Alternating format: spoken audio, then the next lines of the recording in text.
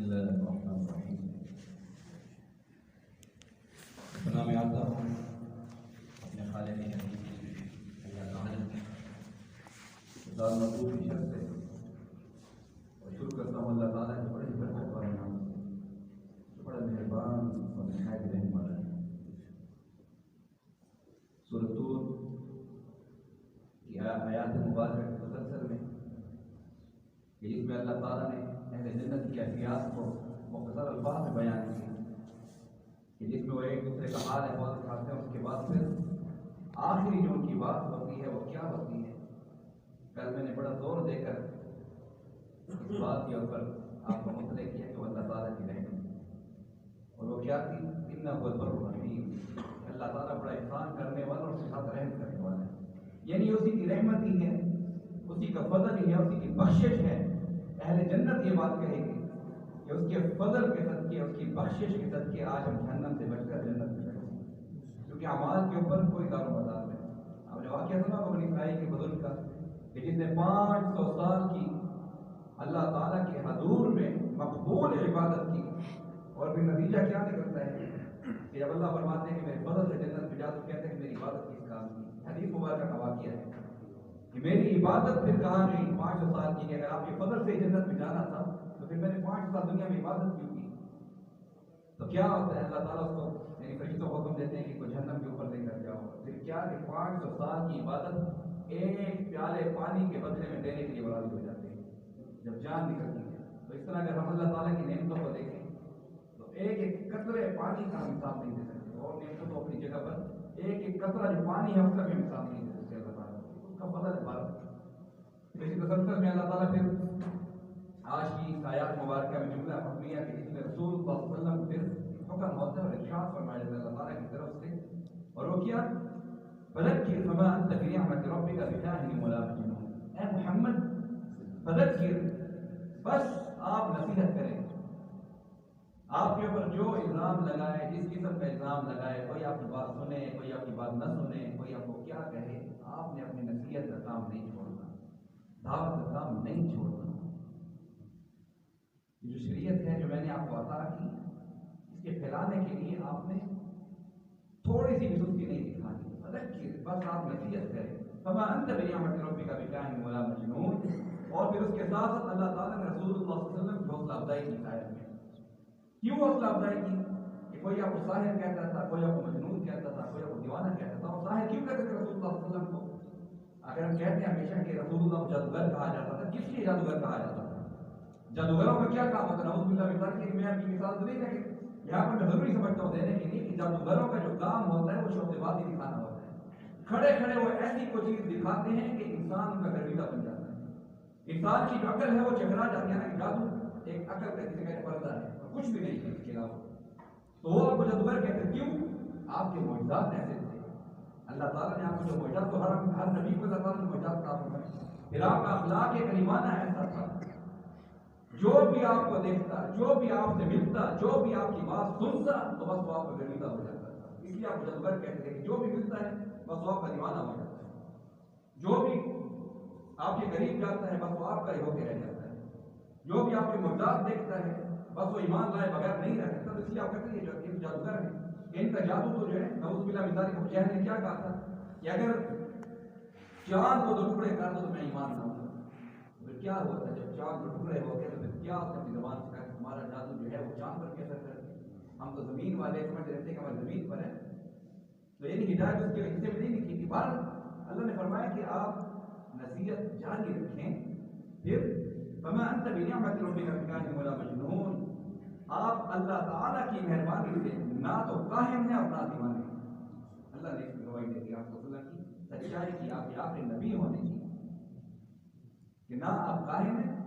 جس کا جو ایمان کہے پڑے، نہ آپ دیوانے ہیں جس کی جو مرضی کہے پڑے۔ جب اللہ تعالیٰ آپ کی سچائی میں آپ کی گواہی دے رہے ہیں تو مخلوق جو بھی کہے اسے کوئی پرواہ نہیں۔ پھر ام یقولون شاعر نتربص به ريب المنون،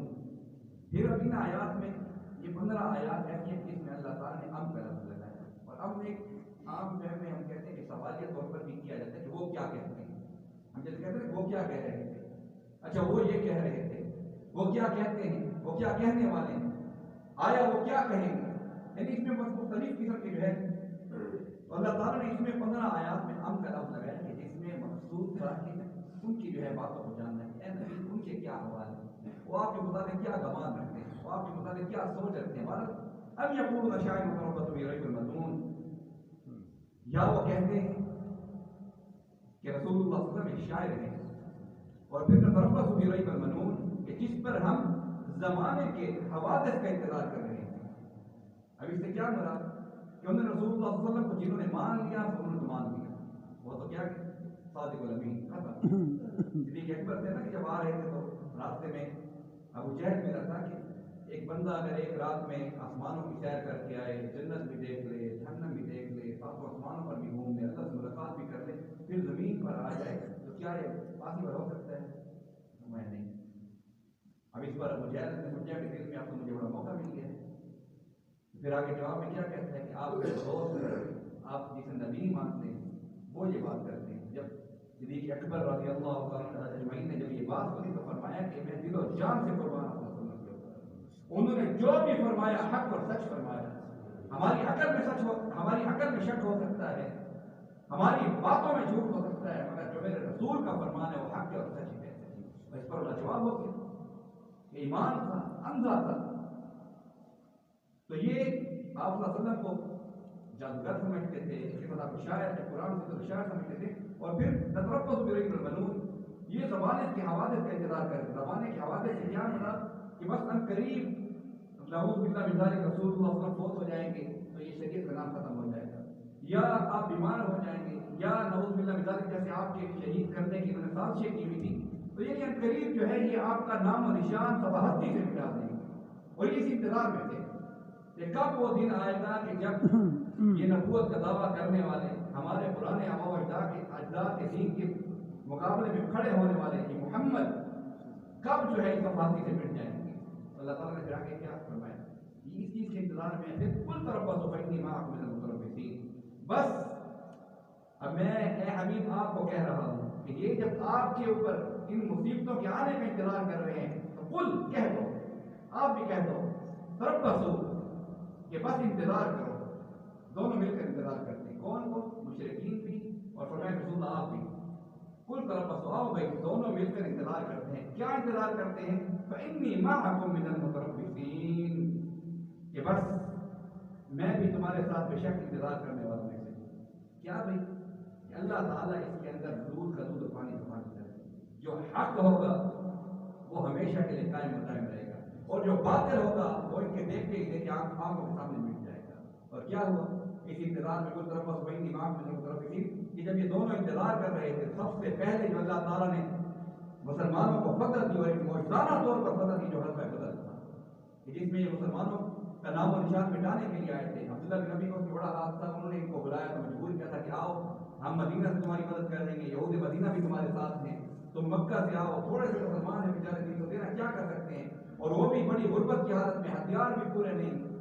بعض بیمار بھی تھے صحابہ کرام، سواریاں بھی پوری نہیں، اور پھر وہاں دوسری طرف 1000 کا لشکر فل اسلحے سے لیس، سواریاں اچھی سے اچھی، کھانا اچھے سے اچھا، اور انہوں نے یہی سمجھا تھا کہ بس اگلے دن چند گھنٹوں میں جو ہے مسلمانوں کا خاتمہ کر دیں گے۔ اور کیا ہوا کہ اللہ تعالیٰ نے کل تربصوا فإنی معکم من المتربصین کے انتظار میں دیکھتے ہی دیکھتے 313 کو کہتے 1000 کے اوپر فتح دے دی، اور وہ پہلی فتح ایسی تھی، ایسا روب مسلمانوں کو ان کے دلوں میں بیٹھا کہ پھر کفار کے کبھی قدم نہیں چل سکتے۔ پھر اس کے علاوہ جو دین یثرب سے جو مدینہ میں کنورٹ ہوا، اس مدینہ شہر سے نکلا، مکہ میں آیا، مکہ سے نکلا سرزمین عرب میں پھیلا، سرزمین عرب سے